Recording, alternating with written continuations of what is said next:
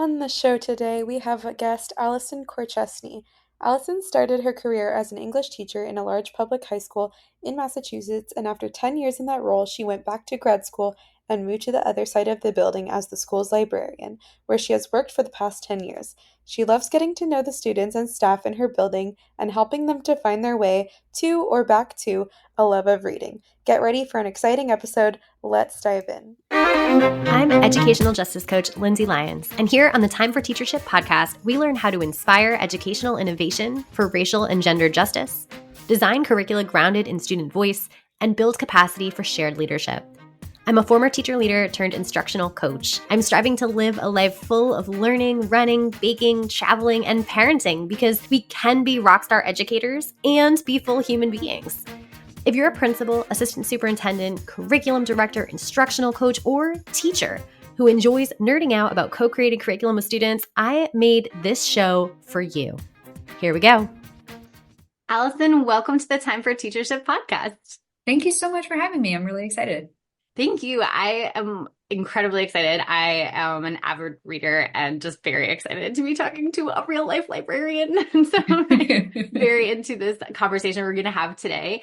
I'm wondering if just to kind of ground our work today, I think people love hearing, the why behind why people chose education or why people chose specific professions. And so I love Dr. Bettina loves thinking about freedom dreaming. And she says, their dreams grounded in the critique of injustice.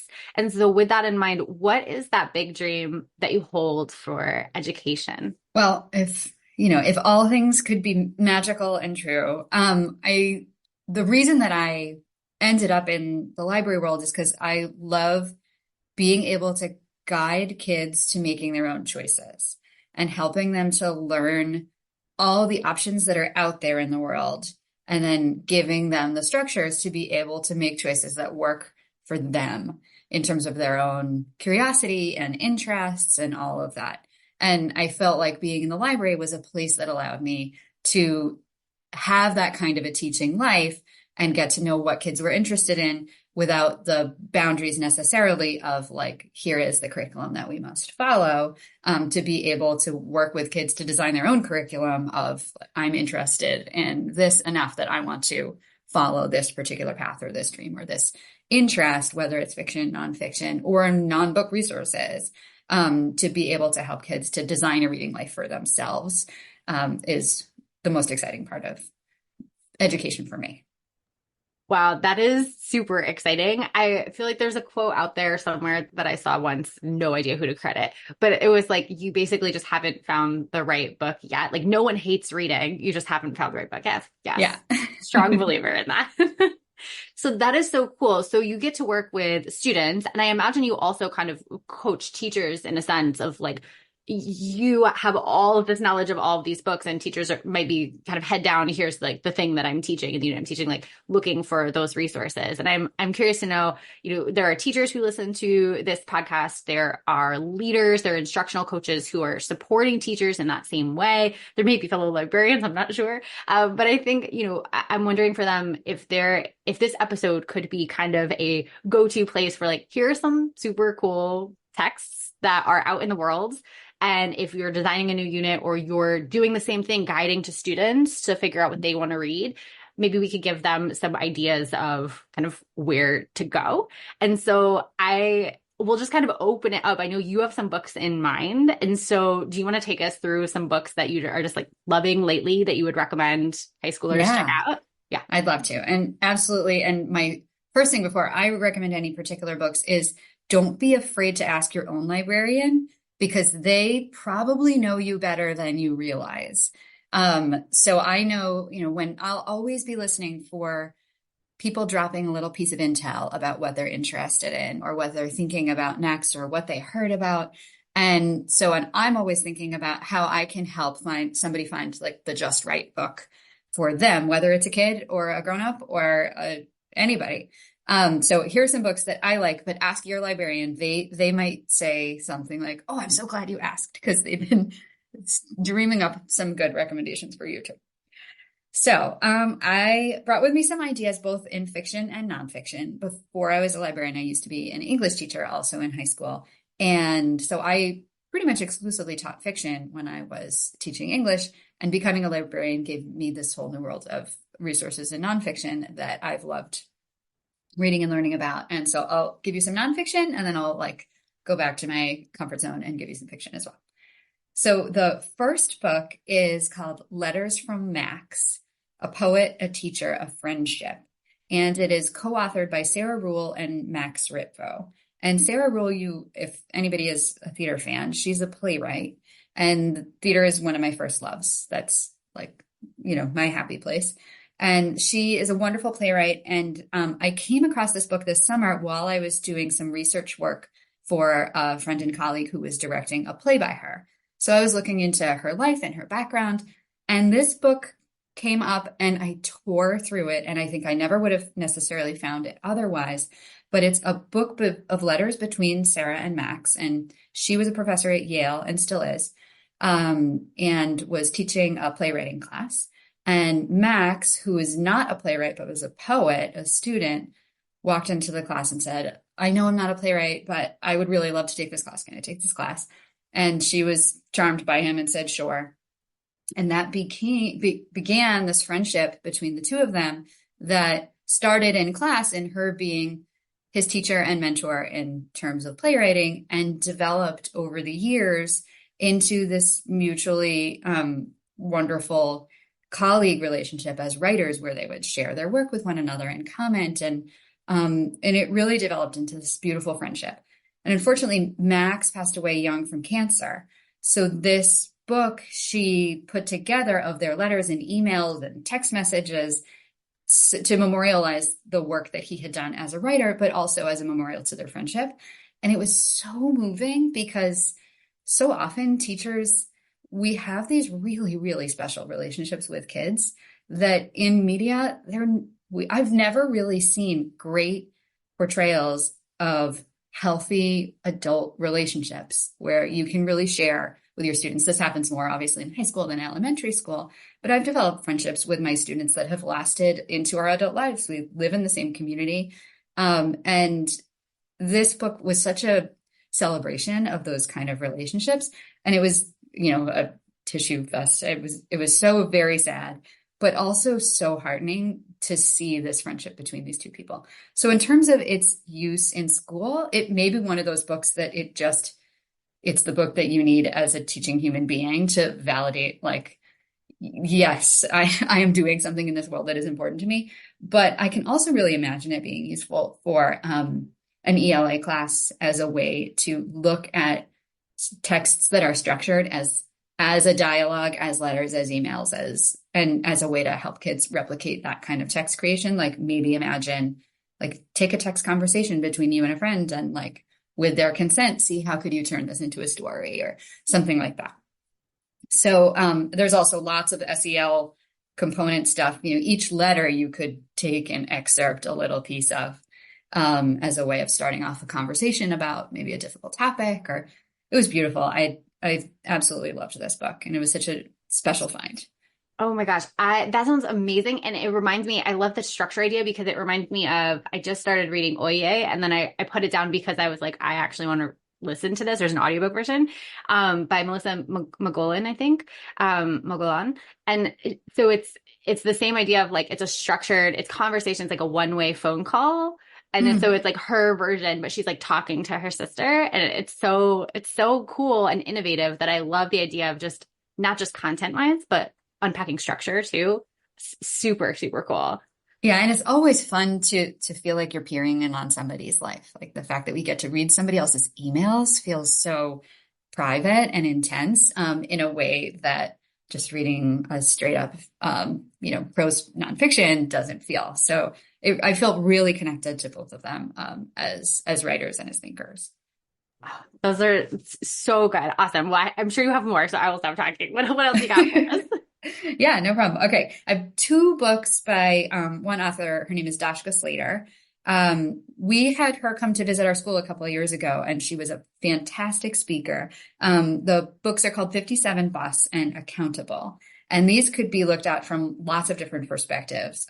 Social studies, ELA, social emotional, psychology, like runs the gamut. not Sarah. Joshka Slater is a journalist. She's a magazine writer, newspaper writer. She writes for lots of different publications. And these books, oh, she also is well known because she writes a series of picture books about, oh gosh, that snail. I forgot the name of it, but it's a French speaking snail. It's very cute. So this is a totally different side of her work. 57 Bus is a YA nonfiction. YA means young adult nonfiction work, though it was read by lots of adults in our building and it was well liked by everybody. And it's lots of short chapters where she expands on the reporting that she did on a particular story for the newspaper in California that she was working at the time. And she followed this one case.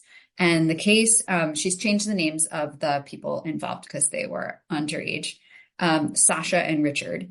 And Sasha, they were a student who was riding home from school on a public bus and wearing a skirt, even though they were male presenting. And Richard is an African-American boy who was also riding home on the same bus from public school. And for reasons that he has trouble articulating after the fact, decides to light Sasha's skirt on fire. And Sasha is deeply injured. And it kicks off a criminal case that ends up with Richard not being able to finish school and ending up incarcerated. And so she follows both of these young people through the process of the case and the emotional process of the healing and the grieving and the forgiveness or lack of it. And because we're looking at these two figures who are so marginalized in so many ways, you really start to understand the complexities of the situation. And it doesn't give you any easy, well, like that's right and that's wrong because X. So the chapters are super short and it really gives the reader and the teacher, the kid, whoever's participating in this text, lots of ways in and lots of possible angles that you could talk about. So that's 57 Bus. And then about a year ago, she came out with a book called Accountable, which when she came and talked, she said, well, I wasn't planning to write a second book about hate crimes, but like I became the hate crimes lady. So she followed this case for several years, also in California, about a high school student who started a social media account. It was a private social media account explicitly for the purpose of making memes that this kid thought were funny. But the butt of the joke was often like racist content. And so he thought it would be fine because it was like just private to a few friends who also thought this was like wry and ironic. And because it's the internet, nothing stays private for long. And this became public. And he used pictures of other kids in the school as the base of the content. And so the book is called Accountable because it's, again, one that seems like on the surface is like an easy open and shut, you did an awful thing, you have to leave our community kind of situation. But then when you start to understand like all the nuances of the situation, it is not nearly as clear. So this one is, I would say it's totally readable by students, but I would hope that teachers would read this one for their own knowledge because it gave me a greater insight into the workings of kind of aspects of social media and the internet and the way that it's being used in ways that I did not grow up with. So it was really helpful for me to have like a line of sight into that. And also it was one of those like bury your head in your hands, slow moving disasters of how the administration handled it. And like, if there was a wrong move to be made, they made it. And it was just such a cautionary tale that I thought about a lot since in terms of our as teachers and administrators way of approaching a situation, that it would be really great if other people could read it before this kind of thing happens at their school, or maybe it already has and you have a different way of thinking about it. Yeah. Oh my gosh. I love both of these sound fantastic. I love that you chose them or maybe, I don't know if this is why you chose them, but I love that they have complexity in them.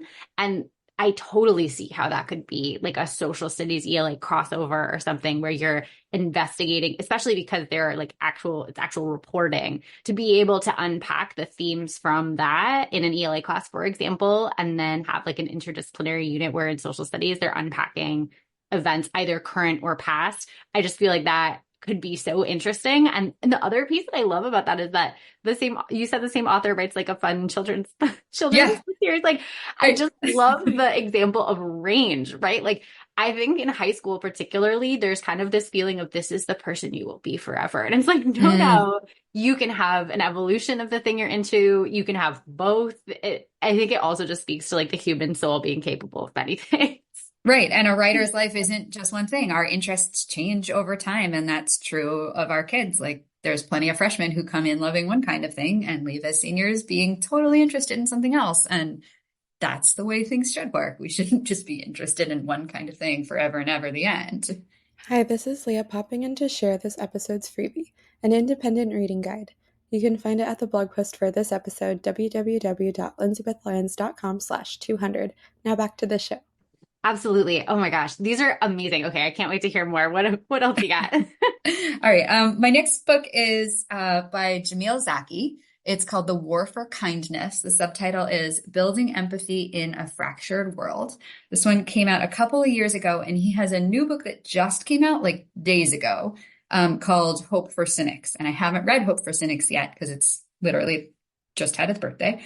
But The War for Kindness is he's a psychologist from Stanford who runs a lab, and he focuses on the study of empathy. So how empathy works in human beings. And a lot of people in the past thought that empathy was a trait. So you were born with X level of empathy, and that's the way that you were. But his work and a lot of other recent work with psychologists looks at empathy more as a learned skill. And as like he uses the example of it being a muscle that you have to continually work in order to build that skill. So he talks about certain situations being like an empathy gym and how you can like work out. So it's not as much a how-to book, but more a summary of recent research. And he's a great writer. So a lot of science writing, it can be a little bit challenging for people to access if that's not their field, but this is really accessible. And so each chapter has its own kind of focus. And one that I think is super interesting for teachers is about kind of like empathy burnout. So it focuses on people who are in our field and in nursing and medicine and what we have to do all the time in terms of our empathy work and what happens when that muscle gets overworked. And I thought that was a particularly interesting thing for those of us who live in this like empathy gym all the time, to think about what that means for our own mental health and well-being. Wow. Yes. I mean, there are people who leave the profession for that reason, right? I mean, that's just Absolutely. wow. Yes. And I also just love that I'm doing a lot of work with the younger students kind of social studies curriculum that the state is doing, investigating history. And so much of that is like one of their core pillars is called historical empathy and human connection. And so it's how do we cultivate this empathy? Like it can be cultivated and how do we cultivate it as we're looking at historical events and different things? And so I see so many ties again to like the possibility of, I think this is my social studies heart, but like the possibility of looking again past, present, current events, historical events, and just the day to day, like the empathy gym that is school, right? Right. Tons of Exactly. opportunity. And this has a lot of ways, different ways of looking at ways that you can help others to develop empathy as well as yourself. So yeah, I would definitely recommend that for people who are doing SEL work with any kind of kids or young adults. Oh, that's incredible. And I know a lot of schools, particularly, I mean, I think this would be a great read for high schoolers. And I also know that like, I think even middle schools have like win blocks or what I need blocks where it's like, yeah, like what can we work on? Or like sometimes they even have like SEL blocks specifically, but having those spaces be opportunities to read a text like this would be so cool. I think that would be a good one. Right. And to know like no, really, it's science. Like this can be done, right? We're not just making this up. Exactly, exactly. Oh my gosh. Okay, I love it. I think the next one I think you had is related to both categories of fiction and not nonfiction, the next author, right? I'd That's love to right. hear kind of that crossover of like how you might be able to use an author's multiple text as like a set, Absolutely. perhaps. That could be cool. Yeah, yeah. So the next author's name is Jen DeLeon, and she teaches at a university near us. So she teaches at Framingham, us being folks in Massachusetts. So she teaches at Framingham State University, and I'm going to talk about first her series of essays. It's called White Space, and these are personal essays where she talks about different moments in her own past. She grew up in suburban Massachusetts and is from a family who emigrated from Latin America when her parents were younger. She grew up in Massachusetts, so she has the experience of being in multiple worlds and talking about like her sense of feeling like she does and does not fit in different situations, which is definitely something that many of my students at our high school can really relate to. So these essays are short. They just look at like a minute slice of life, and a lot of them are from when she was in high school and college. So they're really relatable for our younger high school students, and even middle school. A lot of them would be, I think, really accessible for middle school students. And she's also the author of several YA novels, which we've had on our summer reading list. And we've also had White Space on our summer reading lists for our high school students. So the novels are called Don't Ask Me Where I'm From and Borderless. And Don't Ask Me Where I'm From takes place in a suburban Massachusetts high school. And it focuses on a young woman who is bused to that school from where she lives in Boston through what in Massachusetts is called the METCO program. I imagine there's similar kind of acronyms in different states.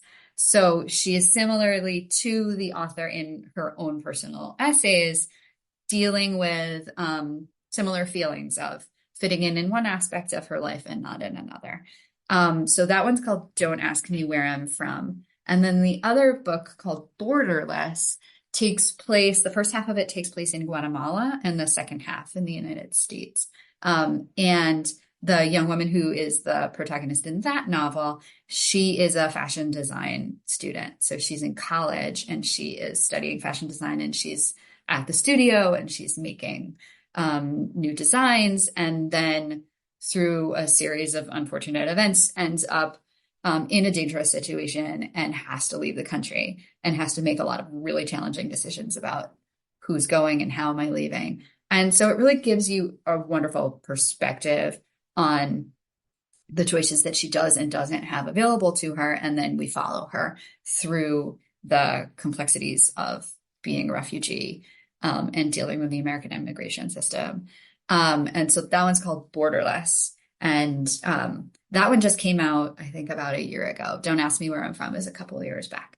So both of them would be such a nice text pairing with like any one of Jen DeLeon's White Space essays, and you could see a really beautiful connection between the nonfiction and fiction. That is super cool. I also imagine, I mean, my teaching when I was a teacher was in New York City high school that was designed to be all students who had just recently immigrated to the States. And so I imagine working with those students, for example, my students would have a lot of things to say and wanting to say about their own experience and contrasting or finding similarities to these stories. So imagine, depending on the population of students people teach, like that could also be a nice entry point of like, are there things you'd like to share or not? But like, that's an invitation. I think Yeah, that could be kind of cool too. absolutely. Yeah. And being able to see that done by someone who has multiple different works to their name and is really like aiming to share. Jen also spoke at our school once, and she was a phenomenal speaker and is really like generous with her work with students. So she really reaches out, and it's important to her that students feel seen. Yeah, right. And I almost feel like that's my students, we would also do these like projects where we would choose a line of activism, for example, and kind of like pursue that. And this is one of the topics that would usually come up. Like, how do I use like my life understandings that I have and I would like to share with others that may not have had that experience, or I need to like be essentially what Jen is doing, like being this model, right? Of like, this is what it could look like to use your lived experience to like help and support these other people. I imagine there's like a tone of activism there as well that students could kind of unpack there in her writing. Absolutely. Yeah. Super cool. All right. The So, next one I think you had on this list, I am very intrigued by because I hadn't heard about it, but as like a literary nerd and as a feminist scholar, I'm like, yeah, this sounds cool. yeah, this one was like written for you then. This book is called Enter the Body, and it's by Joy McCullough. And you don't really need to have read a lot of Shakespeare in order to enjoy it, but it definitely would crack open a new line of inquiry for you about Shakespeare if you're a Shakespeare nerd. So it takes place in the imaginary space underneath the stage where the bodies fall. So, like if you imagine like when the Wicked Witch melts, right? She like melts into a trapped door and falls under the stage. Like, surprise, that's how it really happens. So it's set in this trap space, which is kind of like this netherworld in between life and death, and also the space underneath the theater. And it focuses on 4 female characters from Shakespeare plays who all die young and all in like unfair, grievous ways. So it's Cordelia from King Lear, Ophelia from Hamlet, Juliet from Romeo and Juliet, and the last one very few people have read is Lavinia from Titus Andronicus. And she goes in the worst possible way. But so we have these 4 young women whose lives were cut short by pretty much the violent actions of men.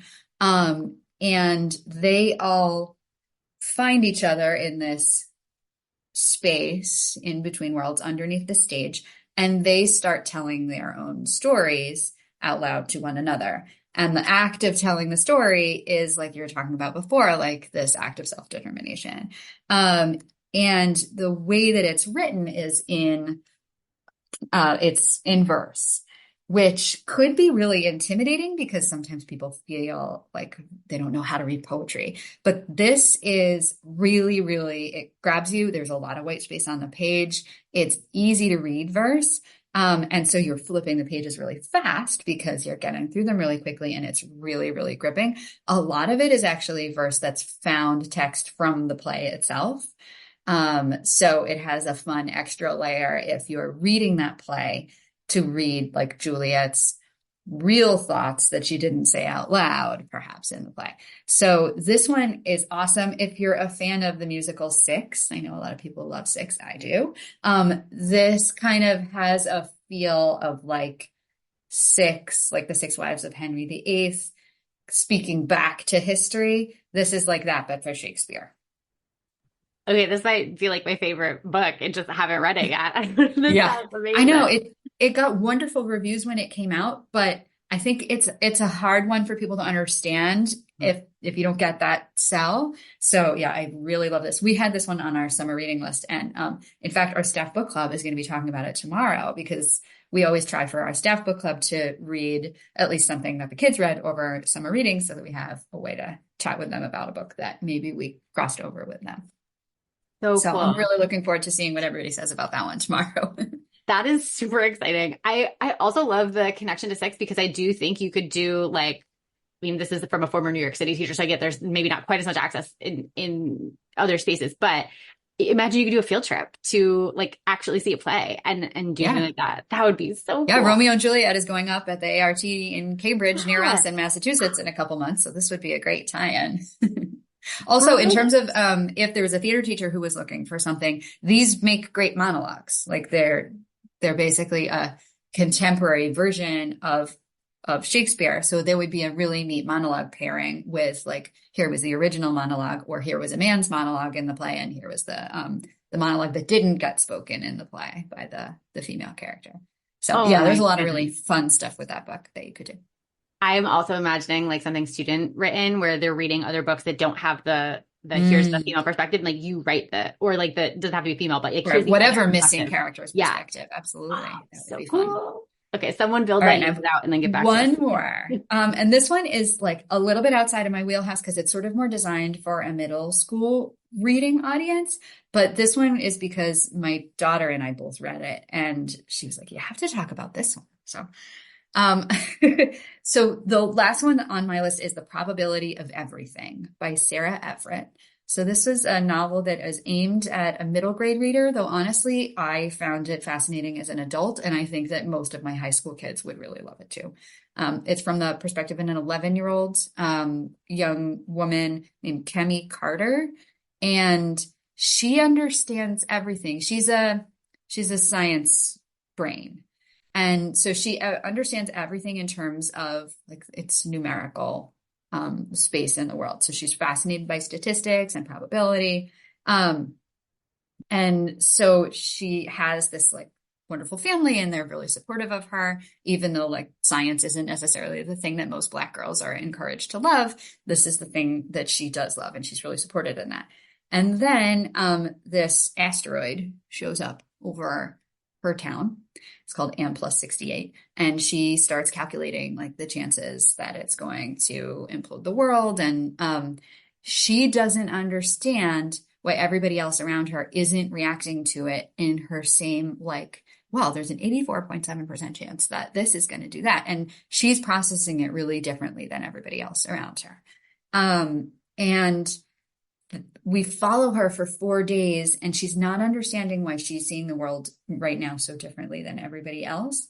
And I don't want to spoil the ending of it. So I'll just say that perhaps it's not an asteroid. And so this book is really underneath about social justice and about issues in the way that young Black people have to behave with the police. There's a lot that's going on underneath the surface that she doesn't necessarily understand. And the way that she's processing it is the way that she can process something through math.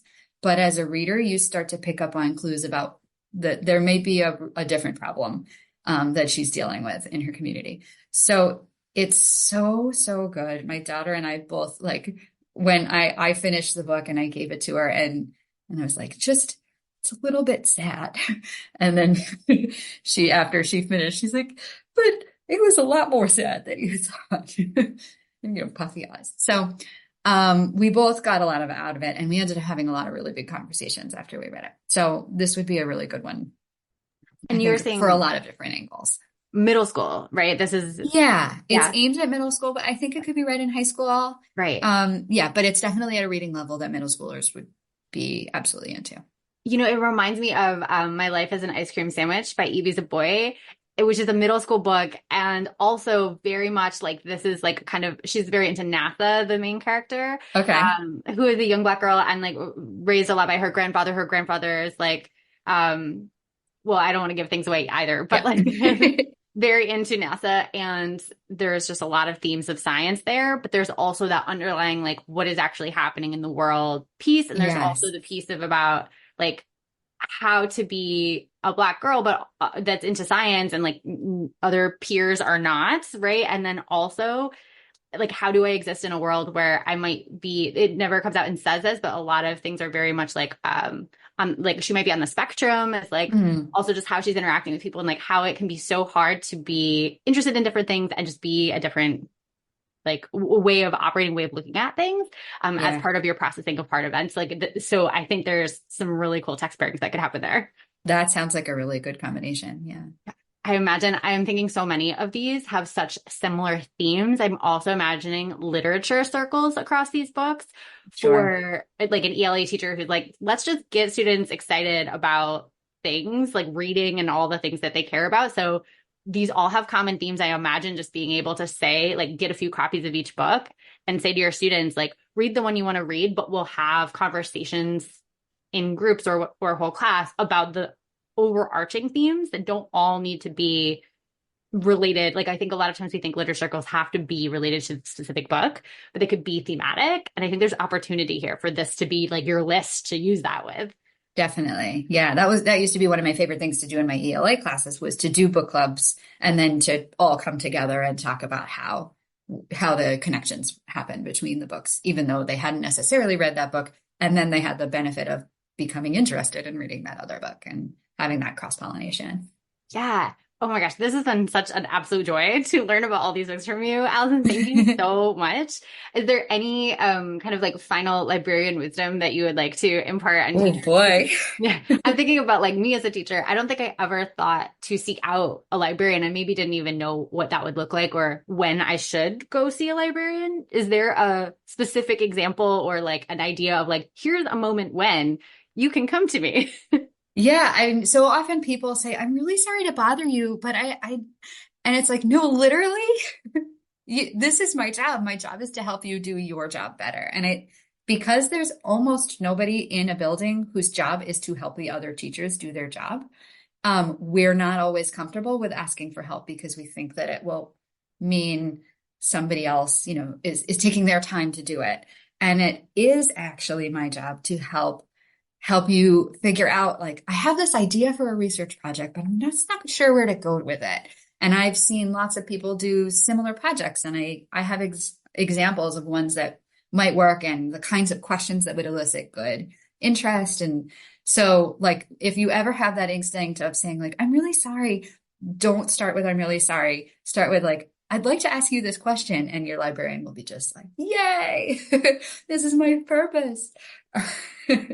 I see my role as a librarian to be kind of like the chaplain for the school, and not in any way in a religious way, because I'm not religious at all, but as the person who can be available to help anybody, no matter what their role is in the school, whether it's a kid, a custodian, a teacher, a administrator, parent. I'd like to be available to help them connect with the information resource or whatever other resource they need to be successful. So that's how librarians see our role. So always ask us, because it makes us feel like we are needed and we are loved. Amazing. And I imagine, like you said, reach out to your own librarians, people who are listening or reading this blog post. And if people want to see some of the work at the Framingham High School Library, is there somewhere where they can go or to either connect with you or just the school's space? Sure. I mean, Framingham High School Library has a Facebook page, which I sometimes I'm really good about updating and sometimes I forget about for a little while. Also, the Framingham Public Library, we all do a lot of like cross work with them. That's great. Perfect. Thank you. Oh my gosh. Thank you so much. This was really, really fun for me. So I really appreciate you coming on, Alison. Yeah, my pleasure. It's been great to talk to you. If you like this episode, I bet you'll be just as jazzed as I am about my coaching program for increasing student-led discussions in your school. Shane Safir and Jamila Dugan talk about a pedagogy of student voice in their book, Street Data. They say students should be talking for 75% of class time. Do students in your school talk for 75% of each class period? I would love for you to walk into any classroom in your community and see this in action. If you're smiling to yourself as you listen right now, grab 20 minutes on my calendar to brainstorm how I can help you make this big dream a reality. I'll help you build a comprehensive plan, from full-day trainings and discussion protocols like Circle and Socratic Seminar to follow-up classroom visits where I can plan, witness, and debrief discussion-based lessons with your teachers.